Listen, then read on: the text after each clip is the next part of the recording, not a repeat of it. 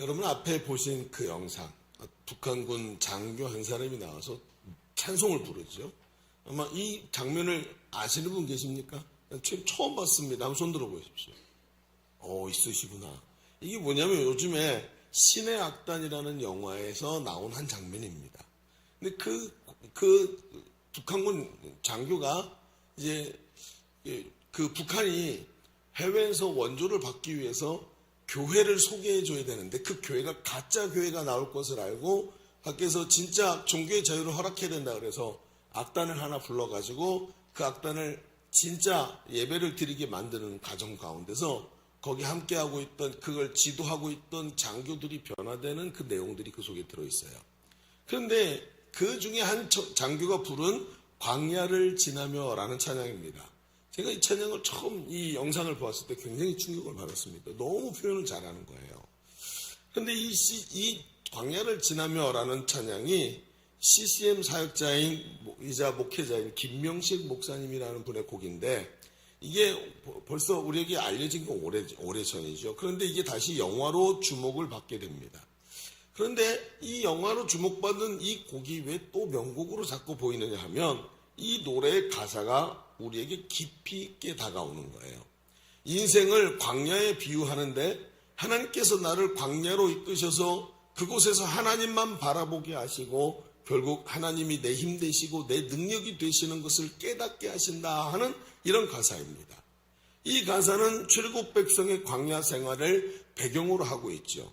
자, 우리는 오늘 우리가 읽은 말씀을 보면 우리가 지난 주간에 큐티한 말씀 속에 있는 출애굽기서의 말씀입니다. 그 중에 만나를 다루는 내용들을 우리가 보았습니다. 하나님은 이스라엘을 자기 백성 삼으시려고 애굽에서 탈출시키셔서 광야로 이끄셨죠.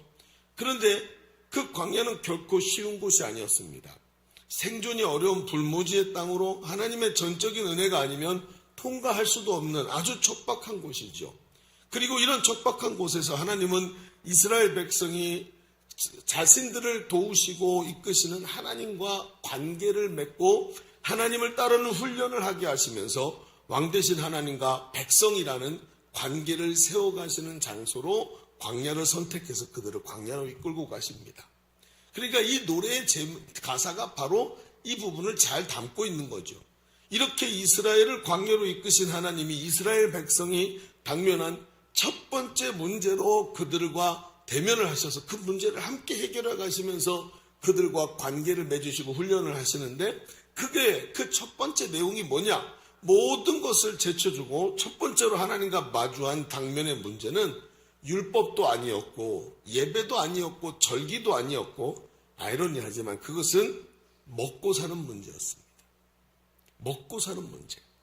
바로 오늘 내가 먹고 내 생명을 유지하는 가장 기초적인 문제 만나와 메추라기를 가지고 하나님께서 이스라엘 백성과 처음으로 이야기를 나누시는 장면을 봅니다. 그들을 광야로 이끄셔서 거창한 훈련을 하시는 것이 아니라 먹고 사는 문제를 가지고 원망하고 따지고 준해 만해하는 상황을 하나님께서 연출하고 계시더라는 거예요. 하나님이 기껏 저들을 광야로 이끄셔서 그들에게 고작 하고자 하는 것이 먹는 문제 가지고 옥신각신하고 계시는 모습이 어찌 보면 너무나도 잘게 느껴지죠. 우리가 잘 쓰는 단어로 쪼잔하게 느껴진다는 거예요. 하나님은 자기 백성에게 은혜 베푸시는 분인 줄로 믿습니다.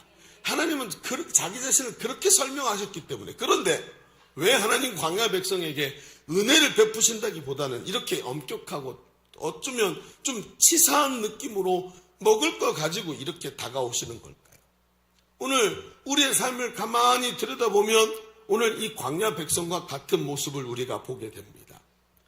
우리의 삶이 하나님의 백성으로 하나님과 함께 광야를 지나가고 있죠. 광야 같은 인생길을 살아갑니다. 그런데 하나님은 우리를 광야로 이끄셔서 풍성한 은혜를 베푸시기보다는 오히려 이 말씀에 나온 것처럼 삶의 문제로 우리에게 다가오실 때가 많다는 걸 우리는 알게 됩니다. 재정의 부족함, 건강의 부족함, 여러 가지 삶의 환경의 어려움, 예수 믿고 믿음으로 의지하지만 여전히 이런 삶의 문제는 우리에게 정말 큰 것으로 다가옵니다. 하나님, 나도 좀 풍성히 주시면 더 잘할 것 같은데 제 생계의 문제를 좀 풍성히 열어주시면 안 될까요? 제 사업이 좀 더 잘 되게 해주시면 제가 더 많은 것으로 헌신할 수 있을 것 같은데, 그런데 하나님은 왜 이렇게 궁핍이나 피곤한 모습이나 곤비한 것들을 우리에게 주시고 어려움을 주시는 걸까요? 왜? 우리가 원하는 것과는 반대로 말입니다. 오늘 우리는 너무나도 뻔히 공식처럼 알고 있는 이야기를 꺼내서 얘기하자는 게 아닙니다. 오늘 우리는 주시는 말씀을 통해 이 광야에서 은혜 베푸시는 하나님을 발견하게 될 줄로 믿습니다. 우리의 인생길, 광야 같은 이 세상에서 우리에게 분명히 더 풍성히 주시고자 하는 하나님께 하나님 왜 이렇게 하십니까? 하고 물어볼 수 있는 시간이 되어야 한다는 거예요. 그래서 오늘 이 말씀을 조금 더 깊이 바라보기를 바랍니다. 자, 주보를 펴셔서 주보 3면을 보시면 오늘 말씀의 제목은 광야에서 베푸시는 가장 큰 은혜라고 써놓고 두 가지를 보겠습니다. 첫 번째, 여기 제가 보는 영상 모니터가 하나 꺼져 있거든요. 확인해 주시기 바랍니다. 프롬프터가 꺼져 있고요. 자, 여긴 다 나오죠? 자, 첫째, 하나님은 광야에서 풍성하게 주시지만 남지도 모자라지도 않게 하시는 은혜를 누리게 하십니다. 자, 써보실까요? 하나님은 광야에서 우리에게 풍성하게 주시지만 동시에 어떻게 해요? 남지도 모자라지도 않게 하는 은혜를 누리게 하십니다. 이게 참 아이러니한 얘기입니다. 한번 얘기를 봅시다. 출애굽한 이스라엘 백성은 먹을 것이 떨어지자 불평을 하기 시작하죠. 하나님은 그 모습을 보시고 만나와 메추라기를 보내주십니다. 출애굽기 16장 12절에 보면 이런 말씀이 있죠. 같이 읽어볼까요? 10장 12절 나오나요? 자, 같이요. 시작.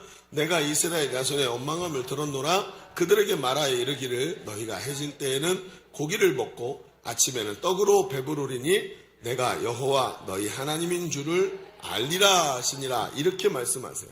하나님은 이상하게도 저들의 불평에 진노하지 않고 오히려 내가 더 풍성히 줄 텐데 너희가 그것을 먹고 내가 너희의 하나님이라는 것을 알게 될 거야 하고 친절하게 대하십니다. 그러면서 하나님은 아침에 내리는 만나를 가족들이 한 사람이 하루 분량으로 한 오멜만 거두게 하시지요. 그래서 16장 18절에 보면 이런 말씀이 있어요. 오멜로 되어 본즉 많이 거둔 자도 뭐가 없다고요? 남음이 없고 적게 거둔 자도 부족함이 없고 이렇게 말씀을 하는 거예요. 그런데 그러면서 한 오멜이라는 그 양을 거두게 하셔서 누구든 먹고 풍성히 배부르고 누리게 하시는 거예요. 그런데 그 중에 더러는 하나님의 말씀을 믿지 못하고 아침까지 두었다가 벌레가 나고 냄새가 나는 모습을 보게 되죠. 이 모습을 보고 모세는 진노하지만 하나님은 진노하지 않으십니다. 왜 그럴까요? 하나님은 이 만나를 하나님이 부족하고 연약하고 여태껏 애굽에 살면서 애굽의 방식에 길들여진 이들을 가르치는 도구로 삼으셨다는 방증이 되는 겁니다. 하나님은 이걸 가지고 너희가 나를 봅니다 이렇게 말씀하시질 않고 풍성히 주시는 하나님을 체험하게 하시는 거예요. 그런데 이게 있잖아요. 한번 보십시다. 동시에 중요한 것은 하나님이 풍성히 주시지만 남지 않게 하시는 것을 성경은 우리에게 분명히 보여줍니다. 이것이 하나님께서 광야 같은 세상에서 우리에게 베푸시는 은혜도 동일한 특징을 갖고 있다는 것입니다. 충분히 주시지만 남지도 모자라지도 않게 하신다는 겁니다. 이게 우리에게 어려운 지점이에요. 하나님의 은혜는 희한하게도 풍성하지만 남지가 않아요. 모자라지도 않아요. 이게 우리에게 굉장히 어려운 부분입니다. 왜냐? 사람은 누구나 소유를 넉넉히 하고 그 소유를 가지고 여유를 누리고 싶어 합니다. 그게 사람입니다. 이 정도 있으면 내가 안정감 있고 이 정도 내가 준비를 잘 해놨으면 될 것 같아. 이게 누구나 사람이 똑같죠. 그런데 이게 죄로 타락한 사람에게는 거기가 끝이 아니라는 것을 우리는 잘 알고 있습니다. 사람의 욕망은 끝이 없습니다. 그래서 여유를 가지게 되면 교만해지고 그 하나님의 은혜가 나에게 늘 풍성한 것이 우리에게 어떨 때는 그게 덕이 되지 않을 때가 많다는 걸 알게 되죠. 실제로 민수기 11장에 가면 이스라엘 백성이 풍성히 주시는 은혜를 오늘도 체험, 만나를 오늘 아침에도 먹었어요. 그리고 내 그릇에 여전히 만나가 있어서 저녁에도 먹을 수 있어요. 그런데 갑자기 이들이 하나님께 또 원망하기 시작합니다. 고기가 없다는 거예요. 아니 만나를 주실 때 고기를 필요할 때마다 주셨는데도 불구하고 풍성히 주시는 은혜 앞에 이 은혜가 아닌 것처럼 느껴지더니 고기를 먹지 못하는 것에 대해서 원망하기 시작합니다. 하나님은 그들에게 메추라기를 때로 보내주시죠. 그래서 그들이 배 터지게 먹게 하십니다. 여러분 여기까지 하나님은 진노하시지 않습니다. 네 이빨 사이에서 고기 냄새가 날 때까지 먹게 해주마 하면서 풍성히 또 주시는 거예요. 그런데 이 민수기 11장에서 아주 중요한 장면이 나오는데 아주 짧게 묘사가 된 게 저들이 다 먹고 남은 것은 지면에 펴두었다 그랬어요. 무슨 뜻일까요? 메추라기를 잡고 풍성히 먹고 어떻게 했다고요?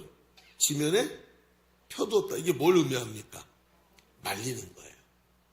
말려서 저장하기 시작합니다. 잉여 생산물을 만들고 그것을 저장해서 경제 개념을 가지고 하나님 없이도 내 힘으로 살 수 있는 방법을 자꾸 강구하는 거예요. 여러분 하나님은 이 대목에서 진노하십니다. 풍성히 주시는 분이지만 하나님은 절대로 그것을 남고 저장하도록 두시지 않았단 말입니다.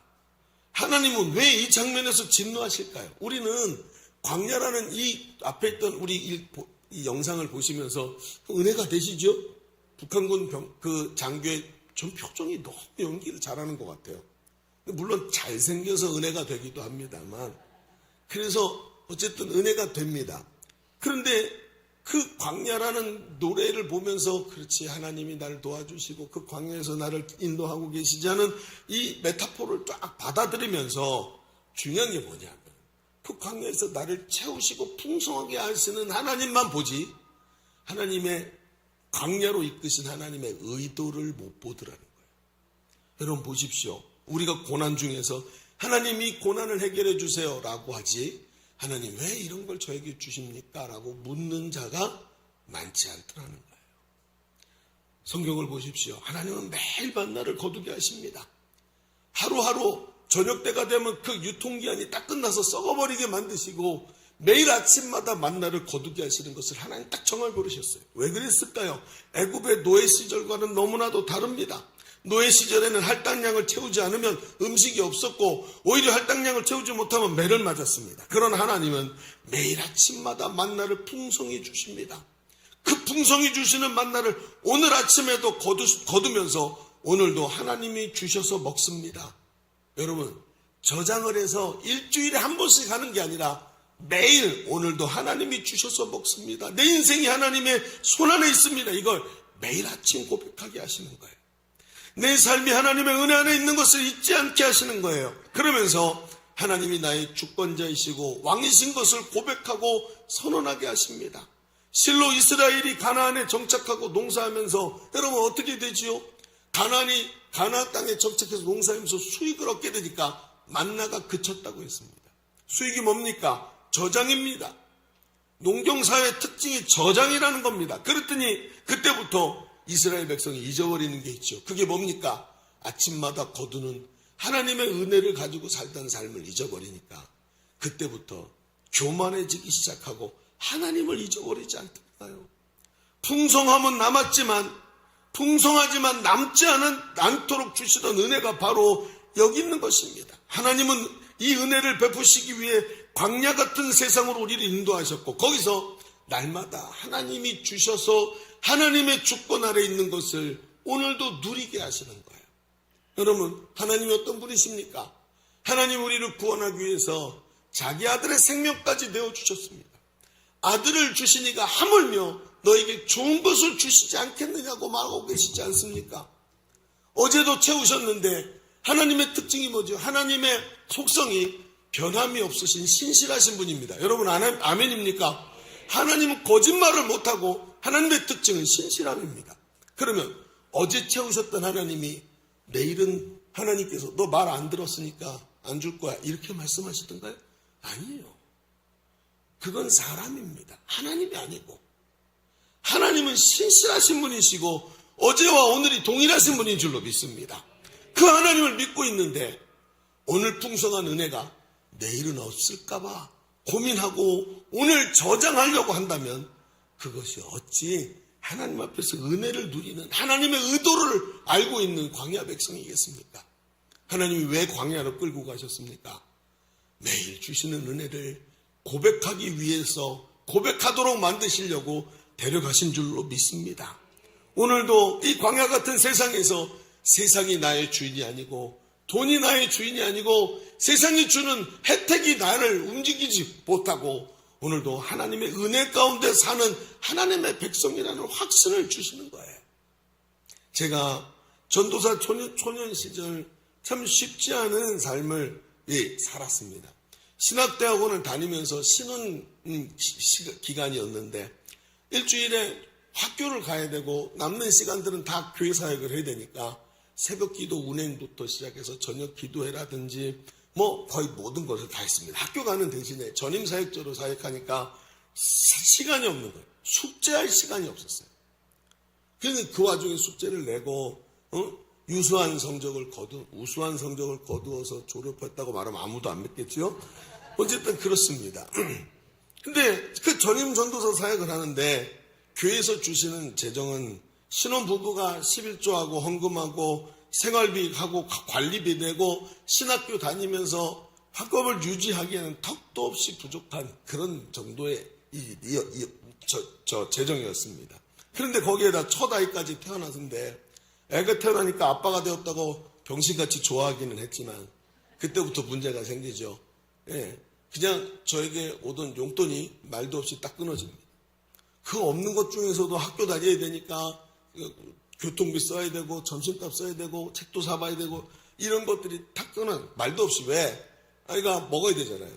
입이 하나 늘었잖아요. 근데 아이의 특징이 뭐죠? 먹는 만큼 어떻게 돼요? 싸죠. 제가 나중에 생각해 보니까 내가 왜 그렇게 생각했는지 모르겠는데 아이가 똥 싸서 기저귀로 없어지는 돈이 하나도 아깝지가 않더라고요. 그러니까 그렇게 하면서 삶이 바뀐 거예요. 그런데 뭐가 있겠습니까? 뭐 그런 삶 속에서 뭐가 있어서 삶을 살았겠습니까? 그런데 이상하죠. 가득빛도 생기고 삶도 팍팍해지는데 하나님께서 어떻게든 살게 하시고 어떻게든 채워주시는 손길을 경험해요. 어떤 날은 전도사님 이거 책 좀 사보세요 하고 봉투에다가 찔러주시는 집사님 권사님들 지금도 저는 그분들을 위해 기도합니다. 네, 부교육자들 좀 챙기세요. 담임 목사님만 맨날 우리 담임 목사님 위해서 기도해 주는 거 너무너무 감사합니다. 저는 이게 하나님 앞에 빚이라고 생각하고 저도 기도합니다. 근데 부교육자들은 담임 목사만큼 관심을 못 받아요. 늘 힘들고 박봉에 힘들어하고 그런 건 진짜 여러분 성도들이 챙겨야 되는 겁니다. 그러니까 그거 가지고 먹었죠. 먹고 살았죠. 그런데 그게 풍성하겠냐고요. 맨날 까마귀가 물어다 주는 게 뭐 얼마큼 되겠냔 말이죠. 어느 날은 있잖아요. 늘 바쁘게 사역하고 월요일 아침에 학교 가니라고 이제 피곤한 몸을 이끌고 지하철역에 딱 갔는데 근데 그때만 해도 패스가 있었잖아요. 패스. 월 정기권을 가지고 딱 넣었는데 삐 그러는 거예요. 시간이 끝난 거예요. 한 달이. 그래서 표를 사야 되는구나 하고 주머니 뒤지는데 지갑에 돈이 하나도 없네. 진짜 어떻게 1,000원짜리 한 장도 없냐. 이런 생각이 들죠. 그리고 가만히 생각해보니까 이럴 수밖에 없구나. 지금 마지막 마지막 주고 다음 주에 교회에서 사례비를 주시는데 돈이 없구나 하고 생각하고 오늘은 집에 가서 그냥 숙제나 해야 되겠다. 오늘 학교 못 가는구나 하고 생각을 한 거예요. 그리고 딱 돌아서는데 희한하죠. 누가 일부러 갖다 놓은 것처럼 10,000원짜리 한 장에 딱 떨어져 있어. 그것도 일주일에 3번씩. 희한한 일들을 경험하는 거예요. 그 딱 10,000원이면요. 왕복 지하철비하고 점심때 그 학교 앞에 있는 제일 싼 그 음식점에서 한바집에서 국밥 먹을 딱 돈이 나와요. 그 10,000원 한 장이면. 그리고 돈이 100원도 남지를 않아요. 제가 집으로 돌아오면서 그 지하철비를 딱 쓰고 나서 돌아오면서 참 기가 막힌 거예요. 이거 하나님 주신 거구나. 근데 그거 계속되는 거예요. 필요할 때마다. 이상하죠, 여러분? 10,000원짜리 그렇게 잊어버려 보신 적 있으십니까? 누군지 모르겠어요. 누군지 계속 10,000원짜리 잊어버리고 다니시는 거예요. 하나님께서 어떻게 해서든 먹고 어떻게 해서든 하나님 앞에서 맡겨주신 일을 감당하도록 하시는 거예요. 그러면서 어느 날 하나님 깨닫게 하시는 거예요. 하나님 신기합니다. 어떻게 이런 일이 벌어집니까? 그랬더니 하나님이 이러시는 거예요. 너 매일 너에게 필요한 건 돈이 아니란다. 지하철을 타고 오는데 마음속에 음성이 들려. 매일 너에게 필요한 건 세상이 도와주는 힘도 아니란다.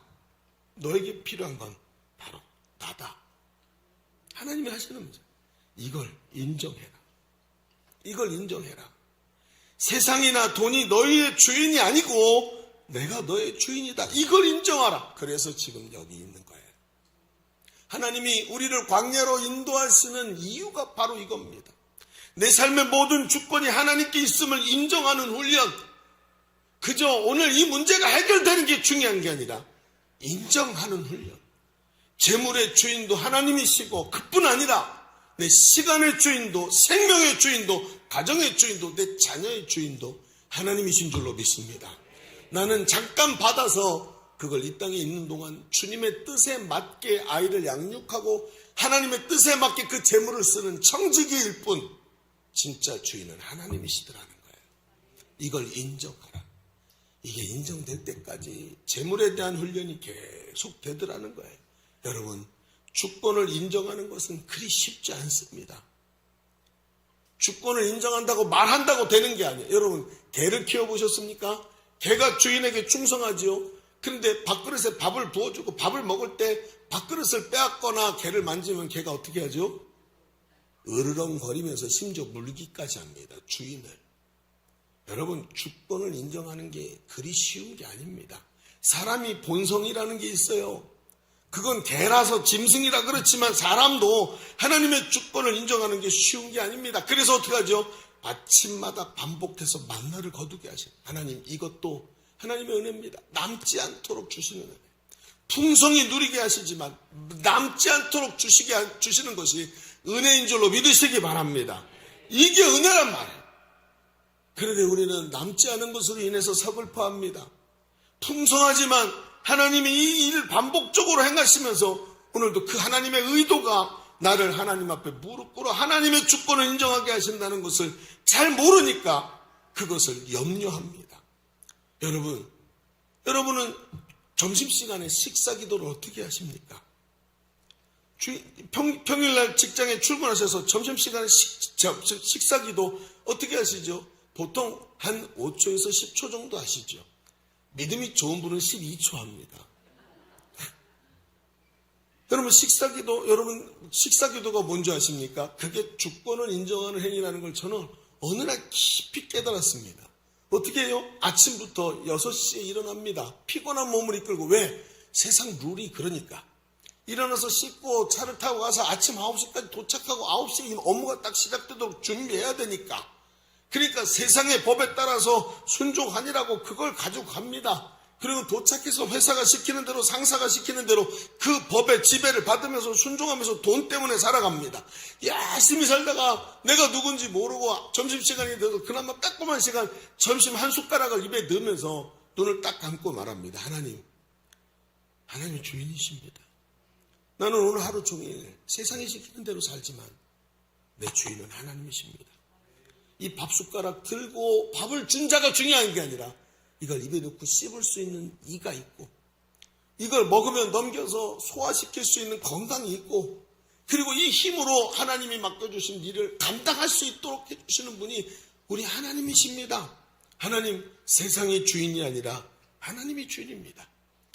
여러분, 점심시간에 하는 식사 기도의 의미, 모든 세상의 박자와 리듬을 딱 끊어버리고 내 중심을 하나님께 집중하면서 하나님의 리듬에다가 나를 맡기는 식사기도. 여러분, 하루 3번만 이렇게 기도해도 우리 믿음이 확실하게 하나님 앞에 있을 줄로 믿습니다.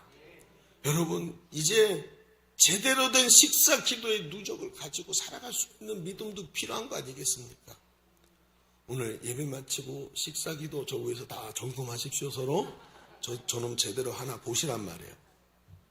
여러분, 오늘 우리는 광야에 있는 존재들입니다. 그런데 광야에서 하나님이 무엇을 하시려는지 잘 알지 못하면 그냥 광야일 뿐이에요. 그런데 하나님이 하시려는 것이 무엇인지 보고 왜 나를 이 깊은 어둠 가운데 두시는지, 왜 하나님께서 무엇을 뜻하시는지 알기 시작하면 힘든 것과 해결된 것과 채우시는 것만 보이는 게 아니라 하나님의 뜻이 보이고 풍성히 주시지만 남지 않도록 주시는 하나님의 은혜를 누리는 성도의 삶이 될 줄로 믿습니다. 자, 우리 첫 번째 얘기를 정리해 봅시다. 우리는 지금까지 광야에서 은혜 베푸시는 하나님에 대한 말씀을 나누었습니다. 하나님은 만나를 주시면서 매일 거두게 하십니다. 그러면서 삶의 주권자가 하나님이심을 매일 인정하기를 원하셨던 것입니다. 이런 선언이 하나님이 나의 삶의 주인입니다 하는 선언이 있을 때 내 삶을 향한 하나님의 주권이 인정되고 하나님이 풍성하지만 남지 않게 주시는 은혜를 누리게 될 줄로 믿습니다. 자, 그런데 이 대목에서 우리는 딱 멈추고 아멘하고 끝나면 좋겠는데 이 만나 메추라기를 주시는 이 내용에 특이한 박자가 거기에 딱 있는 게 보입니다. 그 엇박자가 하나가 나는 게 보여요. 자꾸 우리의 관심을 그리로 끌게 만들죠. 그래서 여기서 멈출 수가 없어요. 여러분, 하나님은 만나에 대해서 매일 거두라고 말씀하시지만 이상하게 여섯째 날에는 예외 조항을 주십니다. 만나의 유통기한이 하루 24시간인데 그게 48시간으로 탁 늘어버리는 거예요.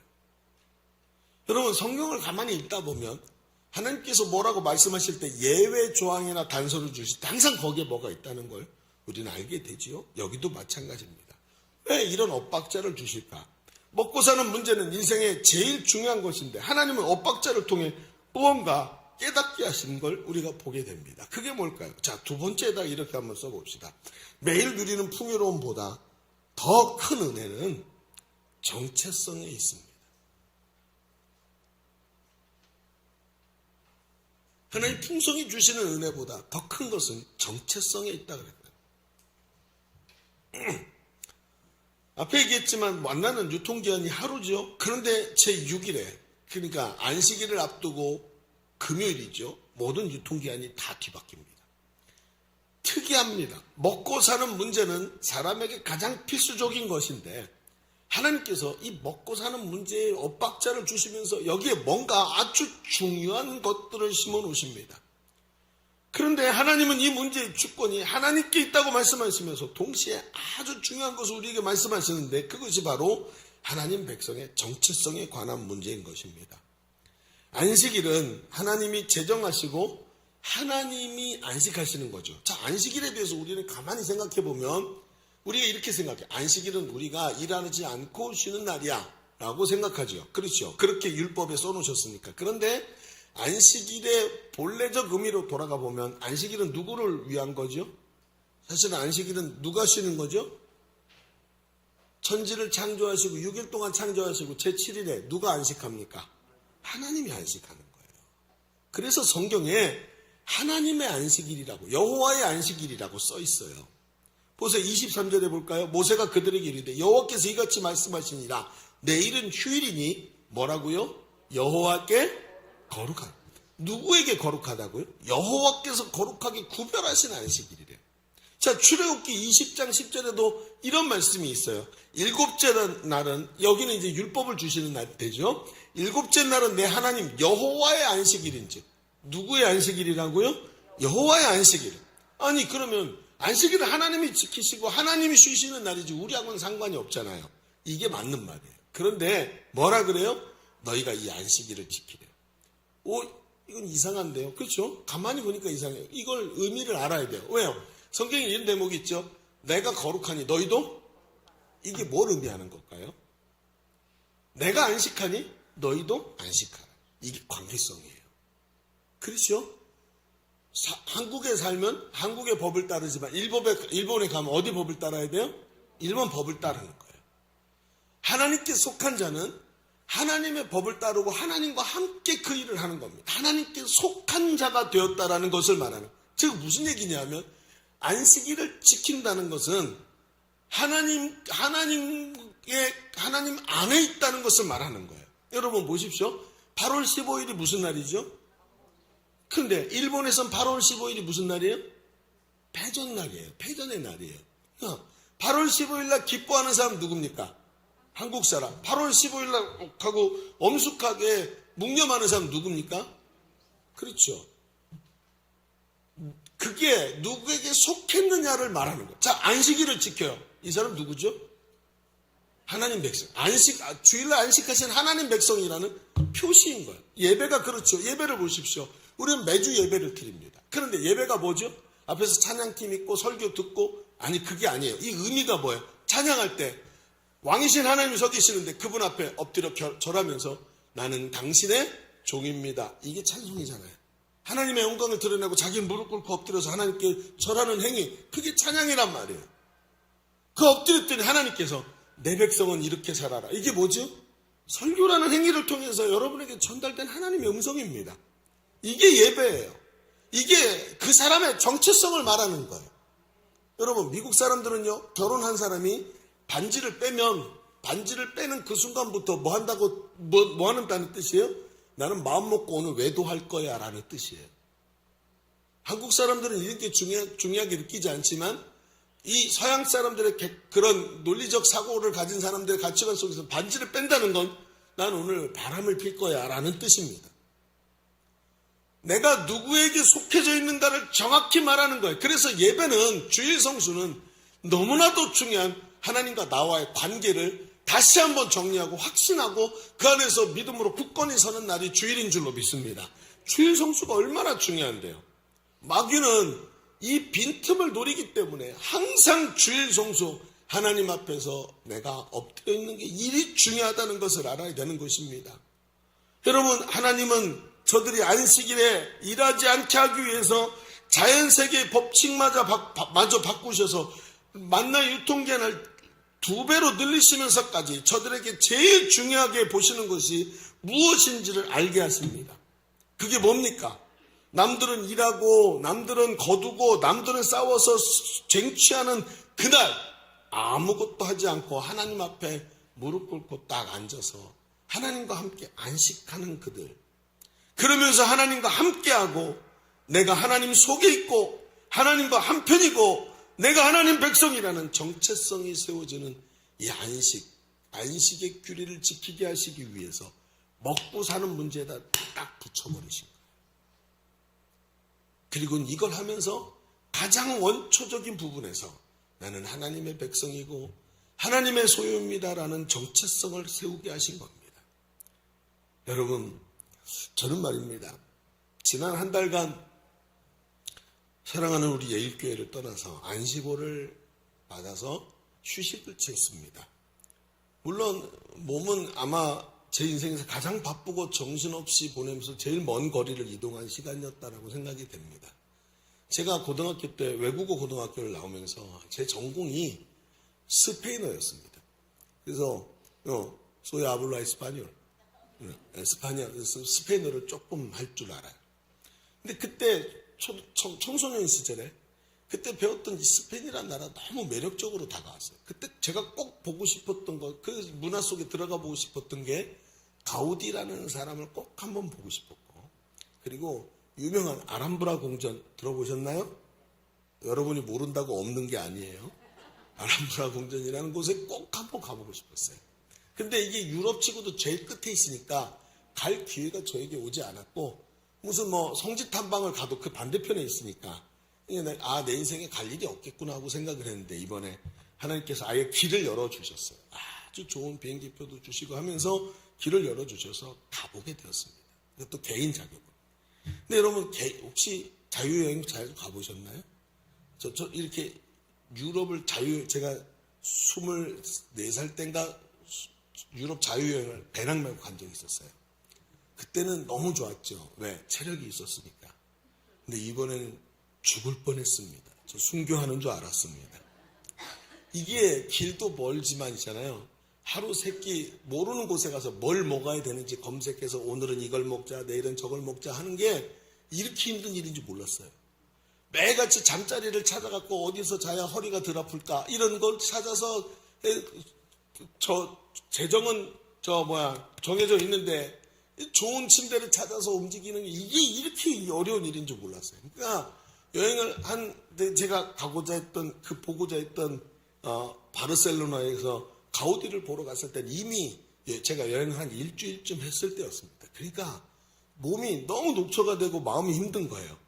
근데 이 바르셀로나가 어떤 데인지 아시죠? 바르셀로나는 파리 다음에 전 세계에서 가장 유명한 관광지입니다. 그러니까 사람이 얼마나 많은지 발표 죽는 줄 알았어요. 얼마나 사람이 많은지. 가서 이렇게 가는데 지나가다가 지쳐가지고 이렇게 길거리 서고 이렇게 길거리를 보면서 아 여기가 거기구나. 그리고 근데 사람들이 다 지나가는데 온 완전 인종 전시장인 거예요.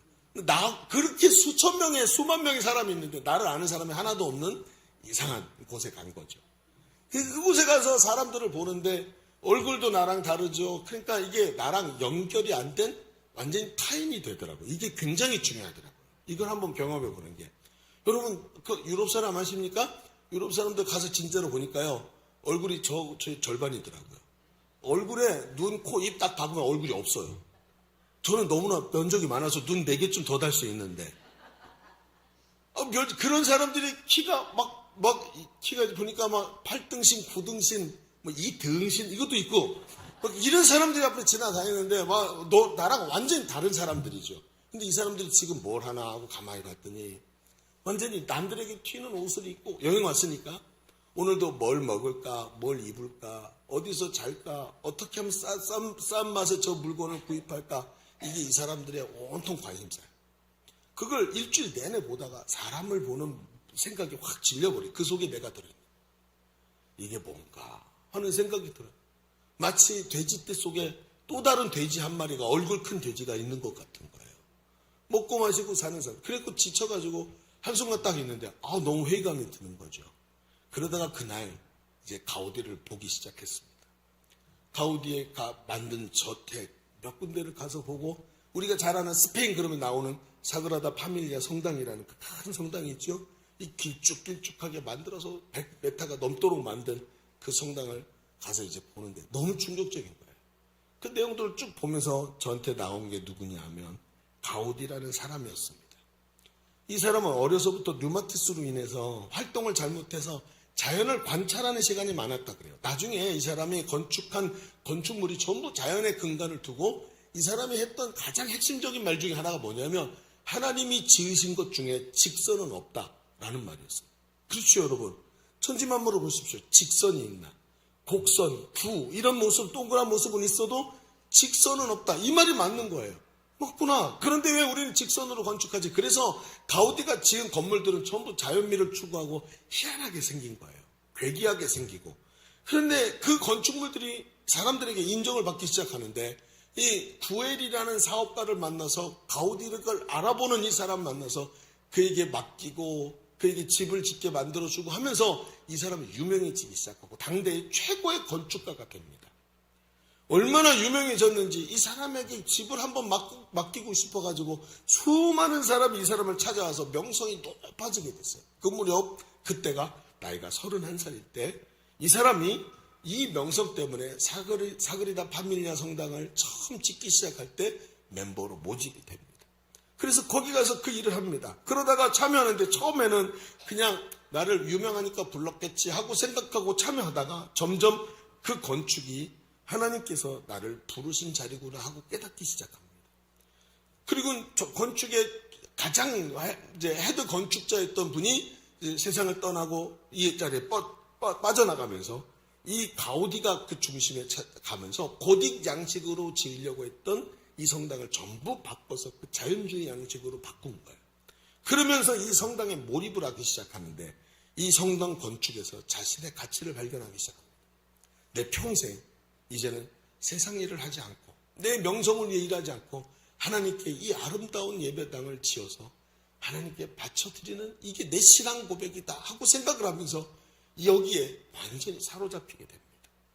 그리고 이걸 위해서 일을 하기 위해서 자신의 모든 재산을 다 이 성당 건축 헌금으로 드리곤 그리고 이 성당 공사장 지하 기반을 닦고 지하를 만들고 1층 쭉 예배할 수 있는 공간만 만들었는데 그 지하에다가 자기 거처 침대를 하나 놓고 거기서 살면서 아침부터 저녁 때까지 계속 건축을 합니다.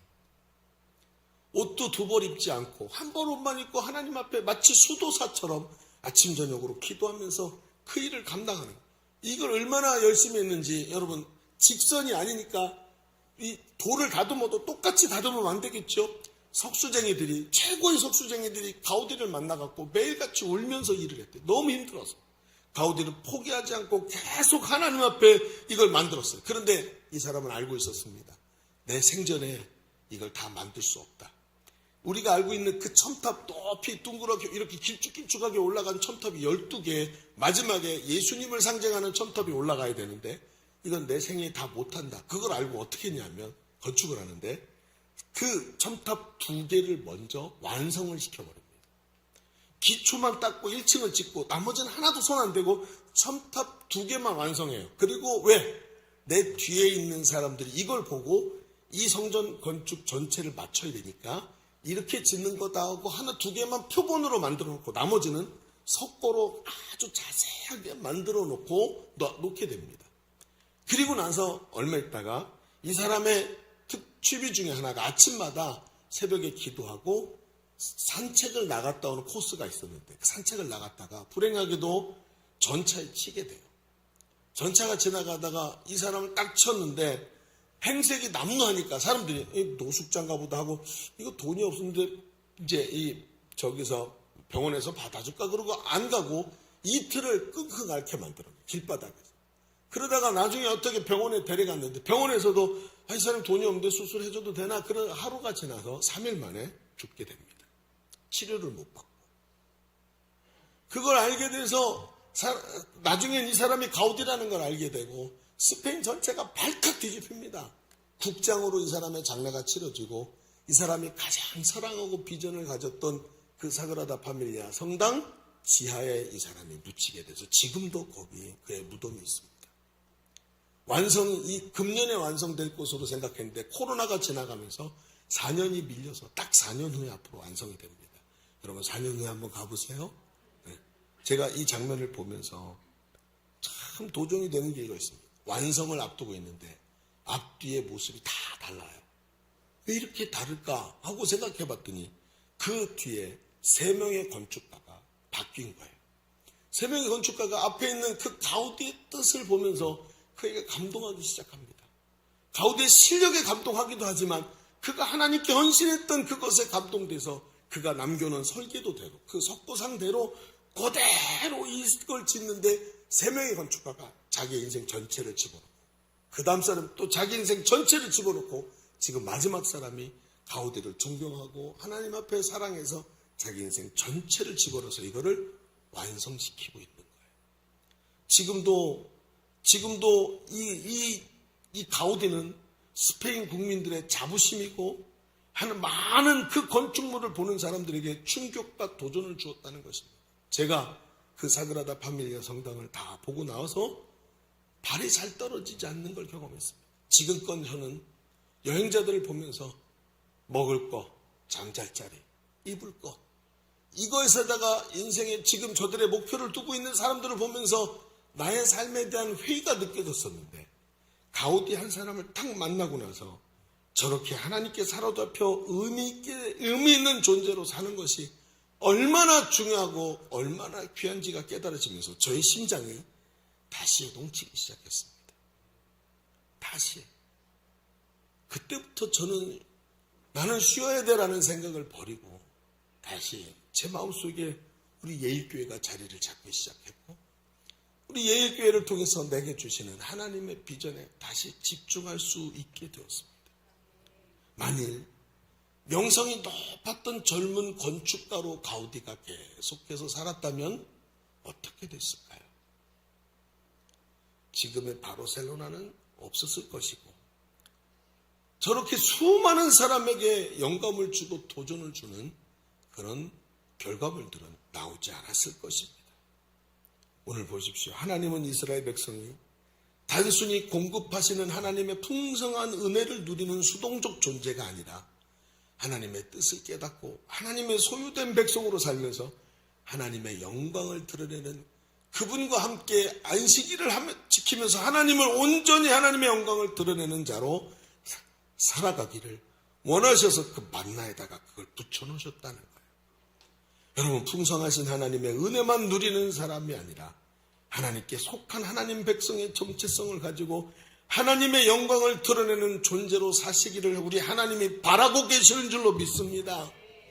그 가치 있는 인생 얼마나 중요할까요? 여러분 요즘에 일론 머스크라는 사람이 이 세상을 뒤바꾸고 있습니다. 그가 말합니다. 앞으로 5년에서 10년이면 노동이 사라진다. 로봇이 얼마나 빠르게 발전을 했는지 이제 현대자동차 공정에 사람이 없어도 될 만큼 로봇이 일을 잘한답니다. 앞으로 10년 안에 사람에게 어쩌면 노동이라는 것이 없어지게 될 거랍니다. 그러면 어떻게 되죠? 우리는 정부에서 주는 걸로 먹고 살 수 있게 됩니다. 그러면 더 심각한 문제가 하나 생깁니다. 어떤 문제가 생길까요? 나는 누구인가? 나는 무엇을 위해 살아가는가? 이게 세상 사람들의 가장 큰 문제가 됩니다. 여러분, 그날 여러분이 가우디처럼 말할 수 있어야 하는 것입니다. 여러분이 사도 바울처럼 말할 수 있어야 됩니다. 내게 맡겨주신 이 사명 마치는 일을 감당하기 위해서는 내 생명조차 조금도 귀한 것으로 여기지 아니한다. 말하면서 그 길 달려갈 수 있는 우리의 삶이 되어야 할 줄로 믿습니다. 그 삶이 고귀하지 않겠습니까? 저는 오늘도 그날 그 길거리에서 봤던 사람들의 얼굴을 기억합니다. 그 사람들의 표정 없고 공허한 눈빛으로 오늘도 무엇을 먹을까, 어디서 잠잘까를 고민하는 그 사람들의 모습이 아니라 하나님 앞에서 맡겨주신 사명을 딱 붙잡고 의미 있는 삶을 살아가기 위해서 자신의 모든 것을 걸고 달려간 그 한 사람이 얼마나 위대한 하나님의 일꾼이 되었는지를 자꾸 보게 되는 거예요.